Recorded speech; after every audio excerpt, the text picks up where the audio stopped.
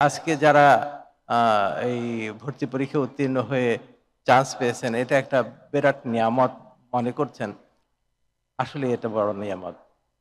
আল্লাহ পাক মানুষ সম্পর্কে অনেক আ বিশ্লেষণাত্মক কিংবা অ্যাসেসমেন্ট কোরআন শরীফের বিভিন্ন আয়াতে দিয়েছেন। তার ভেতরে এরকম মানুষ খুব তর্কপ্রিয়, মানুষ খুব অপরাধপ্রবণ, মানুষ খুব ত্বরাপ্রবণ। কিন্তু সবচেয়ে বেশি আমার কাছে আক্ষেপের আয়াত হলো মানুষ খুব অকৃতজ্ঞ। এই আয়াতটা মনে হয় কোরআন শরীফে অনেকবার এসেছে। একটি সূরা আছে, সূরা আদিয়াতে আল্লাহ পাক ঘোড়ার কসম খাচ্ছেন। কোন ঘোড়া? যে ঘোড়া অতি প্রত্যুষে ধুলা উড়াতে যায়, খুরের আঘাতে অগ্নিস্ফুলিঙ্গ উড়াতে যায়, শত্রু পক্ষের ভিতরে ঢুকে পড়ে এবং মারা যায়। এই ৪ টা পয়েন্ট বলে আল্লাহ পাক বলছেন মানুষ বড় অকৃতজ্ঞ। আল্লাহ পাক উপর থেকে এরকম দেখছেন একটা ঘোড়ার দল একটা শত্রু পক্ষের ভিতরে ঢুকে পড়ছে এবং মৃত্যুবরণ করছে। সে কেন এমন করছে? কারণ তার উপরে যে মনিব বসে আছে সে তাকে নির্দেশ দিচ্ছে। সে তার নির্দেশকে এত সুন্দরভাবে বাস্তবায়ন করছে। কেন করছে? সেই মনিব তাকে কি দেয়? তাকে শুধু খাদ্য দেয় আর আশ্রয় দেয়। শুধু এই ২ টা কারণে তার জীবন উৎসর্গ করছে। আর মানুষকে আমি কত কিছু দিলাম, তার সুস্থতা, তার চোখ, তার কণ্ঠ, তার শরীর সবকিছু দিলাম। তারপরেও মানুষ আমার অনেক নির্দেশ মেনে চলে না, তার বিরুদ্ধাচরণ করে। আসলেই খুব আক্ষেপের আয়াত। তো মানুষ, আপনারা আজকে যারা অংশগ্রহণ মানে ডাক্তারিতে চান্স পেয়েছেন, তারাও কিন্তু একটা বড় নিয়ামতের ভেতরে ঢুকলেন। তাহলে আমাদের কৃতজ্ঞতা প্রকাশ করতে হবে। কৃতজ্ঞতা প্রকাশের উপায় কি? আমরা সাধারণত দেখা যায় যে একজন আপনার বন্ধু যদি আপনাকে কিছু দান মানে কিছু একটা গিফট করে, কিছু কিংবা আপনাকে যদি দাওয়াত করে খাওয়ায়, তাহলে আপনার প্রথমেই মনে পড়ে যে তাকে আমি কি গিফট দিব? তাকে আমি কবে খাওয়াবো? এই ধরনের। আল্লাহ পাক আমাকে যে নিয়ামত দিলেন তার প্রতিদান হিসাবে আল্লাহ পাককে তো গিফটও দেওয়া যায় না, তাকে দাওয়াত করেও খাওয়ানো যায় না। শুধুমাত্র তার প্রশংসা করা ছাড়া আর কোনো উপায় নেই। আমার কাছে মনে হয় নামাজ সবচাইতে উত্তম এবাদত, যার দ্বারা আল্লাহ পাকের কৃতজ্ঞতা প্রকাশ পায়, যেখানে সিজদা রয়েছে। আমি আরেক জায়গায় চিন্তা করেছিলাম যে এটা বোধহয় সবচেয়ে বড় হবে, যে কৃতজ্ঞতা প্রকাশের। আমার কাছে মনে হয় কৃতজ্ঞতা প্রকাশের এটা থেকেও বড় উপায় রয়েছে। একটু ছোট্ট এক্সাম্পল বলি। আপনার ধরেন ২ জন কর্মচারী আছে। একজন কর্মচারী আপনার খুব প্রশংসা করে। হ্যাঁ, সারাদিন যখনই যান সালাম করে। হ্যাঁ, সব আ কিছু কাজ করে দেয় এরকম। আরেকজন কর্মচারী অত সালাম কালাম করে না, আপনার অত প্রশংসাও করে না। কিন্তু তাকে যে কাজগুলি দেয়া হয়েছে সে খুব পুঙ্খানুপুঙ্খভাবে করে, খুব নিখুঁতভাবে করে। কোন কর্মচারীকে আপনি ভালোবাসবেন? নিশ্চয়ই ২য় কর্মচারীকে ভালোবাসবেন।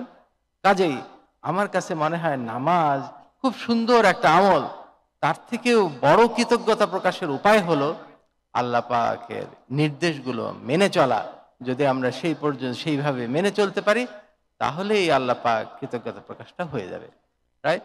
তো আপনারা আজকে আ ধরেন একটা সুন্দর ভবিষ্যৎ, ভালো ডাক্তার হতে হবে, ভালো আ ক্যা প্রফেশনাল হতে হবে, একজন নামকরা ডাক্তার হতে হবে।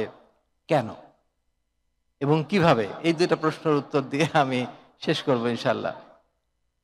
আমারও একসময় যখন আমি ছোট ছিলাম, মানে আমি যখন স্টুডেন্ট ছিলাম, আমার প্রধান উদ্দেশ্য, আমি চিন্তা করতাম কেন আমি এই লেখাপড়াটা করছি? যে আমি ডাক্তার হব, সেবা করব, এইসব জিনিস ছিল কিছু, কিছু মাইন্ডে। কিন্তু সবচেয়ে বড় আ আমার মানে ছিল হচ্ছে, সবচেয়ে বড় আমার লক্ষ্য ছিল আমার মাকে খুশি করা। কারণ কারণ আমার মা অত্যন্ত অত্যন্ত কষ্ট করে আমাদের মানুষ করছিলেন। ফলে সেটা আমার বড় লক্ষ্য ছিল যে আমাকে প্রথম হতে হবে কিংবা এটা হতে হবে। আমি অত্যন্ত মানে সজাগ দৃষ্টি রেখেছিলাম আমার পড়াশোনার দিকে। তো এটা আমার একটা উদ্দেশ্য ছিল। কিন্তু এখন এই শেষ বয়সে এসে মনে হয় উদ্দেশ্যটা ঠিক হয়নি। উদ্দেশ্য কেন আমাকে সবচেয়ে ভালো ডাক্তার হতে হবে? এটার একটা ছোট্ট আ আ ইয়ে বলি যে আমরা সবাই ডাক্তার হব। আপনার কাছে একজন রোগী আসবে, আপনার চিকিৎসা নিতে আসবে। আমার চিকিৎসাটা যদি ত্রুটিপূর্ণ হয়, যদি আমার চিকিৎসাটা যদি ঠিক না হয়, আমার চিকিৎসাটা যদি খুঁতযুক্ত হয়, তাহলে সেই চিকিৎসার সেবাটা মনে হয় আল্লাহ পাকের কাছে গ্রহণীয় নয়। এক্সাম্পল কি? ধরুন আমি কোনো দুধের ব্যবসায়ী। আমি দুধ বিক্রি করি। দুধের ভিতরে খুঁতযুক্ত দুধ বিক্রি করি। আল্লাহ পাক সেই দুধ বিক্রেতাকে কি গ্রহণ করবেন? মনে হয় না। আপনি ধরেন আমি শার্টের ব্যবসা করি কিংবা কোনো কাপড়ের ব্যবসা করি। কাপড়গুলিতে খুঁতযুক্ত কাপড় আমি বিক্রি করি। আল্লাহ পাক সেই খুঁতযুক্ত কাপড় কি ব্যবসাটা কি গ্রহণ করবেন? আমার মনে হয় না। কাজেই আমার চিকিৎসাটা সবচেয়ে নিখুঁত যাতে হয়, সেই দিকে সবচেয়ে মানে টার্গেট আমাকে থাকতে হবে। আমরা যখন আপনারা যারা আজকে স্টুডেন্ট হিসাবে ভর্তি হচ্ছেন, প্রত্যেকটা জিনিস অত্যন্ত নিখুঁতভাবে পড়ার চেষ্টা করতে হবে। যত নিখুঁতভাবে করা সম্ভব, তত নিখুঁত করার চেষ্টা করতে হবে। পড়ার প্রত্যেকটা জিনিস, এটা পরীক্ষায় আসবে সেজন্য পড়বো, এটা পরীক্ষায় আসবে না সেজন্য পড়বো না, এটা করা যাবে না। কারণ হয়তো একটা ছোট্ট জ্ঞানের অভাবের কারণে আমার চিকিৎসাটা ত্রুটিপূর্ণ হয়ে যাবে। এই জিনিস থেকে আমাদের সরে আসতে হবে। দ্বিতীয় জিনিস হলো আমরা কিভাবে সফল হব? সফল হওয়ার উপায় কি? ক্রাইটেরিয়া কি? আমরা কিভাবে চলবো? কিভাবে করলে আমরা সফল হতে পারবো? আমি যখন স্টুডেন্ট ছিলাম অত কোরআন শরীফ অত পড়তে পারিনি, অল্প স্বল্প পড়েছি। এখন কিছু কিছুটা শুনে শুনেই আমার জ্ঞান আর কি, আমি অত পড়তে পারি না। আর চিন্তা করে করে আমি চিন্তা করি বেশি আর কি। তো এই বিষয়ে যে কোরআন শরীফের অনেক আয়াত আছে, সে সফল হয়ে গেল, মুমিনরা সফল হয়ে গেল, অমুক সফল হয়ে গেল, তার সঙ্গে কিছু ইয়ে গুণ কিংবা ক্রাইটেরিয়া কিংবা ইয়ে দেয়া থাকে। তার ভিতরে সবচেয়ে কম শর্ত আছে একটা আয়াতে। বিসমিল্লাহির রহমানির রহিম। কাদ আফলাহা মান তাজাক্কা ওয়া যাকারা আসমা রাব্বিহি ফাসাল্লা। না সরি, এটাতে ৩টা শর্ত আছে। এর থেকেও ছোট আছে। কাদ আফলাহা জাক্কাহা ওয়া কাদ খাফা মান দাসসাহা। এখানে একটা শর্ত দেয়া আছে। সে সফল হয়ে গেল যে নিজেকে পবিত্র করলো, যে নিজেকে কলুষিত করলো, সে ধ্বংস হয়ে গেল। একটা শর্ত, যে নিজেকে পবিত্র করলো। আমি অনেক চিন্তা করলাম পবিত্রতার সাথে সফলতার কি সম্পর্ক? আসলে নিগুড় সম্পর্ক, সাংঘাতিক বড় সম্পর্ক। একটা স্টুডেন্ট যদি সে ক্লাস করে, টিচার পড়াচ্ছেন, আমি যদি ইনঅ্যাটেন্টিভ থাকি, আমি যদি মোবাইল টিপতে থাকি, আমি যদি পাশের স্টুডেন্টের সাথে গল্প করতে থাকি, মনে হয় আমার মনের পবিত্রতাটা থাকলো না, আমার ওই ক্লাসের পবিত্রতা থাকলো না, আমার জ্ঞান অর্জনে ত্রুটিপূর্ণ হয়ে গেল। রাইট? আমাকে সব জিনিস থেকে সরে গিয়ে একদম অ্যাটেন্টিভলি আমার ক্লাসটা করতে হবে। আমি যখন পড়াশোনা করব, পড়াশোনার সময় খুব নিখুঁতভাবে আমার পড়াশোনা করতে হবে, খুব অ্যাটেনশনের সঙ্গে পড়াশোনা করতে হবে।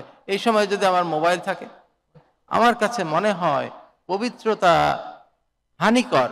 পবিত্রতা থেকে আমাদের স্খলন করে যেসব জিনিস, যেসব দরজা দিয়ে অপবিত্রতা আমাদের ভেতরে ঢোকে, সেই দরজাগুলি আমাদের একদম সুন্দরভাবে সঠিকভাবে পোক্ত করে বন্ধ করে দেওয়া উচিত আমার কাছে মনে হয়।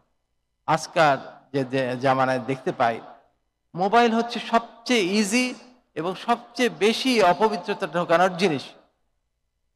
মোবাইল দিয়ে অনেক জিনিস আপনার অপ্রয়োজনীয়, আপনার সময় নষ্ট করে দেয়, আপনার অশ্লীলতা ঢোকায় দেয়, আপনার অনেক জিনিস ঢুকে যায়। আমি কিন্তু এখন পর্যন্ত টাচ মোবাইল ব্যবহার করি না।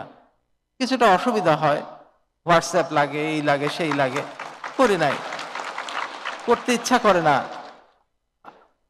খুব মানে ইচ্ছাই করে না। এখন পর্যন্ত আমি বাটন মোবাইল ব্যবহার করি। কই, আমি তো খুব একটা পিছিয়ে পড়িনি। আমি আল্লাহ পাক তো অনেক জিনিস দিয়েছে, অনেক, মানে কি আমার তো এখন ভয় হয় আল্লাহ পাক সবকিছুই কি আমাকে দিয়ে দিচ্ছেন কিনা।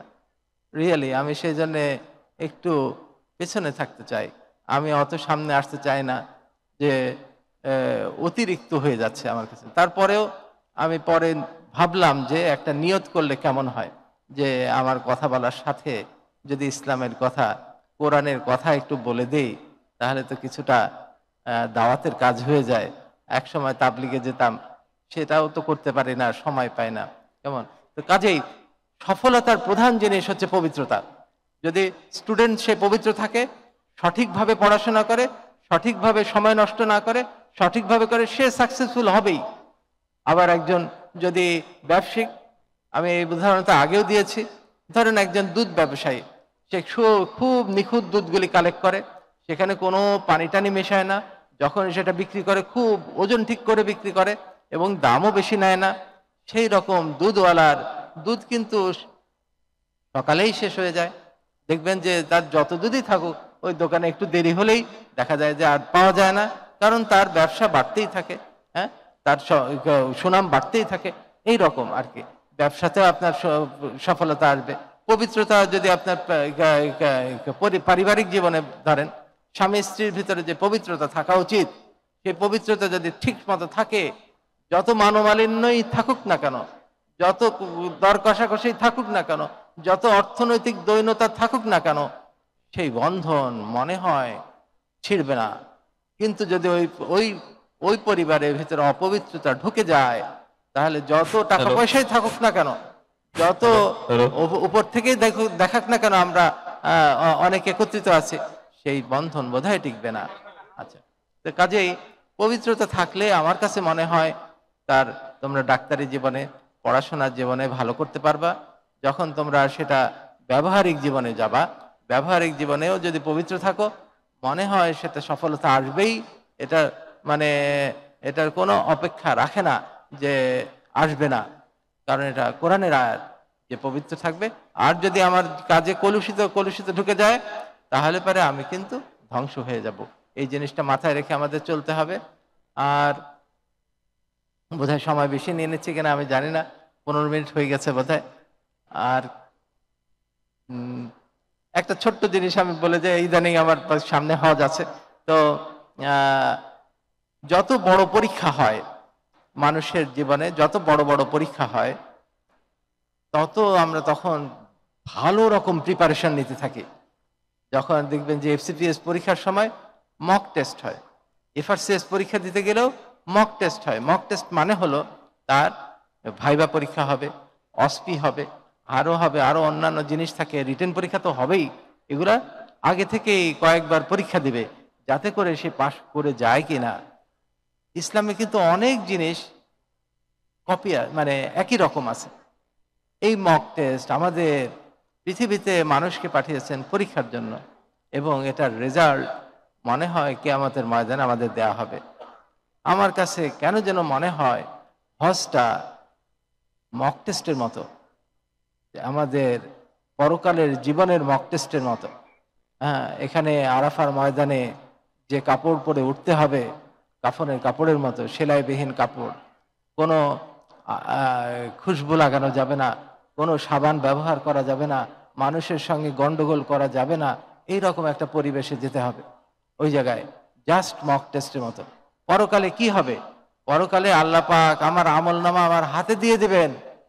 কোরআনের আয়াতে আছে এরকম, পড়তে বলবেন, তোমার আমলনামা তুমি পড়তে থাকো, এবং পড়তে পড়তে দেখবে প্রত্যেকটা জিনিস সেখানে লেখা আছে।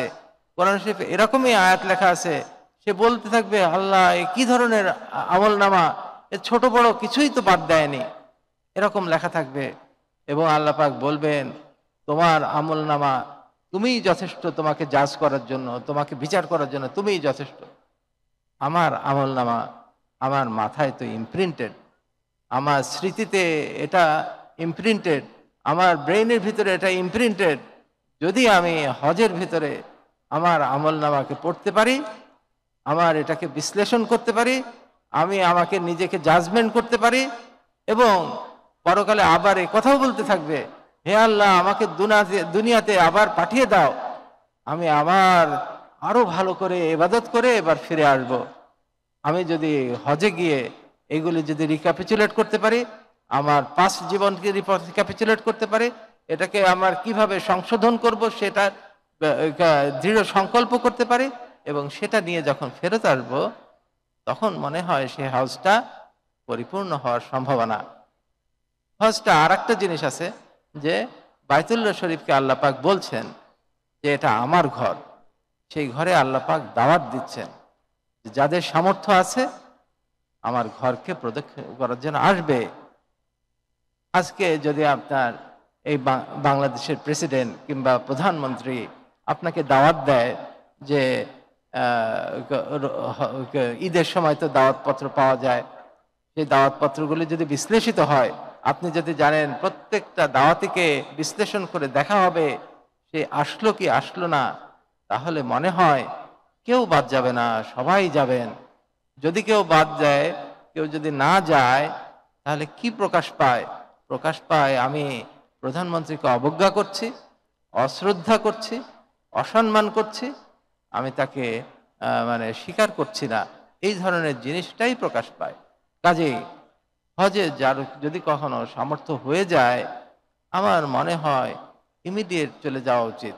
এবং হজটা মনে হয় একটা মক টেস্ট, পরকালের মক টেস্টের মতো, মানে আমার প্রস্তুতি পরীক্ষার মতো যদি করা যায়, মনে হয় হজটা খুব ভালো হবে। যদি এটা খুবই প্রাসঙ্গিক একটা বক্তব্য, আমার মাথায় অনেক সময় অনেক কিছু আসে, সেই জিনিসগুলা। আরো একটা জিনিস আল্লাহ পাক মানুষের ভেতরে দিয়েছেন, এটা একটা আশ্চর্যজনক জিনিস। মানুষের অন্তর, একদম অন্তরস্থ আত্মা থেকে যে কথাগুলি আসে, সেই কথাগুলি কিন্তু আল্লাহ পাকের কথার কাছাকাছি। কয়েকটা এক্সাম্পল বলি। মানুষ অনেক সময় আপনারা দাওয়াত করে খাওয়ান, অনেক পদের তরকারি রান্না করেন, যদি যিনি খাচ্ছেন তিনি একটা বললেন যে এই তরকারিটা ভালো লাগছে, তখন আপনি কি করেন? ওই তরকারিটা আরেকটু বাড়িয়ে দেন, তার পাতে আর এক চামচ দিয়ে দেন। আল্লাহ পাকও তাই করেন। দেখেন, আপনি কোনো নিয়ামতের যদি শুকরিয়া আদায় করেন, তাহলে আল্লাহ পাক সেই নিয়ামতটা বাড়িয়ে দেন। আর একটা এক্সাম্পল বলি। ধরুন আপনার 3টা ছেলে আছে। একটা ছেলে আপনার খুব বাধ্যগত, সব সময় সারা জীবন আপনার পাশেই থাকলো, আপনার খেদমত করে গেল, আপনার সব কিছু করে দিল, এরকম একটা ছেলে। আর একটা ছেলে শুধু চায়, বাবা এটা দাও, বাবা ওটা দাও, বাবা এটা দাও, এটাও দাও, অনেক কিছু চায়। একদিন আপনি সকালবেলা বকা দিলেন, সে একটু মনক্ষুণ্ণ হয়ে চাওয়া বন্ধ করে দিল। আপনার দুপুরবেলা দেখে সারাদিন আর কিছু চাচ্ছে না, দুপুরের দিকে আপনার মন খারাপ হতে থাকলো। বিকালের দিকে ও কি কি চায় সেটা চিন্তা করে আপনার ওই জিনিসগুলো কিনে নিয়ে এসে তাকে দিচ্ছেন। সে কিন্তু চায়নি আজকে, তাকে দিচ্ছেন। এই কাজটা করেন। তৃতীয় আর একটা ছেলে ধরেন, সেই ছেলেটা খুবই বেয়াড়া, আপনাকে অস্বীকার করে, আপনার কথা শোনেই না, না শুনে অনেক দূরে চলে গেছে, আপনাকে অনেক দূরে, অনেক দিন পরে সে ফিরে আসছে, এসে বাবাকে বলছে, কান্না জড়িত কণ্ঠে বলছে, বাবা আমি খুব ভুল করেছি, আমাকে ক্ষমা করে দাও। এখন আমি আমার রোগীদের ভিতরে অনেক সময় এরকম মানে অবতারণা করে জিজ্ঞেস করি, কোন ছেলেটাকে আপনার বেশি ভালো লাগে? সবাই এক বাক্যে উত্তর দেয়, তৃতীয় ছেলেটাকে সবচেয়ে ভালো লাগে। এটা তো হওয়ার কথা নয়। যে প্রথম ছেলেটা সারা জীবন দিয়ে দিল, তাকে অত ভালো লাগে না, কিন্তু তৃতীয় ছেলেটা সারা জীবন কষ্ট দিল, সে যখন ফিরে আসলো তখন তাকে সবচেয়ে ভালো লাগে। আল্লাহ পাকের কাছেও আমরা যত ইবাদত করি, সবচেয়ে প্রিয় ইবাদত মনে হয় ফিরে আসা, ইস্তেগফার। যদি একটা আয়াত আছে মসজিদে প্রায়ই পড়ে, ইরজি ইলা রাব্বিকা রাদিয়াতাম মারদিয়া, ফিরে এসো তোমার রবের দিকে সন্তুষ্ট হয়ে এবং সন্তোষ ভাজন হয়ে, এবং দাখিল হও বেহেশতে, এরকম আয়াত আছে। মনে হয় যত ইবাদত আছে সবচেয়ে প্রিয় ইবাদত হলো ইস্তেগফার। দ্বিতীয় ইবাদত আমার কাছে মনে হতো যে আল্লাহ পাকের কাছে এত চাইবো, এত চাওয়াকে ঠিক হবে, এরকম মনে হয়। বেশি বেশি চাওয়াতে আল্লাহ পাক অখুশি হন না, যেরকম দ্বিতীয় ছেলেটা একদিন চাওয়া বন্ধ করে দিয়েছে, আপনার মন খারাপ করছে, আল্লাহ পাক চাওয়াটাকে পছন্দ করেন। তৃতীয় স্তরের হচ্ছে আমরা যে নর্মাল ইবাদত করি সেই রকম আল্লাহ পাক মানুষে আমরা কি চাই, আমরা আমাদের ছেলে মেয়েদের সম্পর্কে কি চাই? ছেলেমেয়েরা খুব পবিত্র হবে, খুব ভালো হবে, কোনো অনিয়ম করবে না, কোনো অশ্লীলতা করবে না, কোনো চুরি বাটপারি করবে না, এরকম চাই। যদিও আমি নিজে অশ্লীলতা করি, যদিও আমি নিজে ঘুষ খাই, যদিও, কিন্তু আমার ছেলে ঘুষখোর হোক সেটা কিন্তু চাইবো না, তাই না? আল্লাহ পাকও তার সৃষ্টিকে পবিত্র রাখতে চান, সেই জন্যই রোজা মানুষকে দিয়েছেন। দেখেন, রোজা খুবই কষ্টকর। কোনো বাবা মা কি পারবে তার ছেলেকে বলতে যে আগামী 1 মাস সকাল থেকে সন্ধ্যা পর্যন্ত না খেয়ে থাকবা? আমার মনে হয় কোনো বাবা মা তার ছেলে মেয়েদের উপরে এই ধরনের একটা নির্দেশ জারি করতে পারবে না। কিন্তু আল্লাহ পাক মানুষের উপরে এই নির্দেশ জারি করলেন কেন? তাকে কষ্ট দেওয়ার জন্য? আমার মনে হয় না। কোরআন শরীফ এক জায়গায় আছে, রোজা মানুষের রিপুকে দমন করতে সহায়ক হয়, পবিত্র করতে সহায়ক হয়। সেই কারণে রোজার মূল উদ্দেশ্য হলো পবিত্রতা অর্জন। পবিত্রতা অর্জনের জন্য এই কষ্টটা আল্লাহ পাকে রেখে দিয়েছেন। আজকে এটুকু বলে শেষ করছি।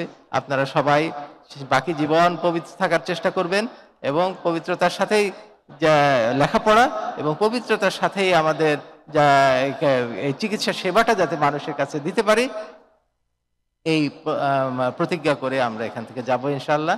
সবাইকে শুভেচ্ছা। আসসালামু আলাইকুম রহমতুল্লাহ।